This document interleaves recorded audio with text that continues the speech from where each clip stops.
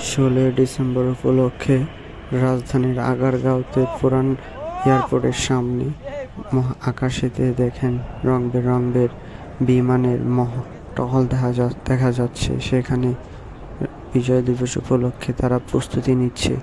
বিমানের বিভিন্ন মহড়া, একের পর এক যুদ্ধ বিমান সহ নানান ধরনের বিমান দেখা যাচ্ছে আকাশে। সাথে প্যারাশুটের মাধ্যমে মানুষ বিমান বাহিনীরা ট্রেনিং দিয়ে যুদ্ধক্ষেত্রে যেত। সেই যুদ্ধক্ষেত্রের এক নিদর্শন এই বিজয় দিবসে দেখা যায় মাঝে মধ্যে।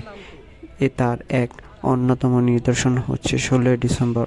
16 ডিসেম্বরের মাধ্যমে বিমান বাহিনী তাদের প্রস্তুতি একটা মহড়া দেখায় সকলের সামনে। সেই প্রস্তুতির এক মহড়া উপলক্ষে 15 ডিসেম্বর তারা প্রস্তুতি নিচ্ছে, যাতে 16 ডিসেম্বর সকলের মাঝে এই মহড়া দেখাতে পারে। ভিডিওটি ভালো লাগলে লাইক, কমেন্ট, শেয়ার, সাবস্ক্রাইব করে পাশে থাকার অনুরোধ রইল। বেশি বেশি করে লাইক, কমেন্ট, শেয়ার, সাবস্ক্রাইব করবেন।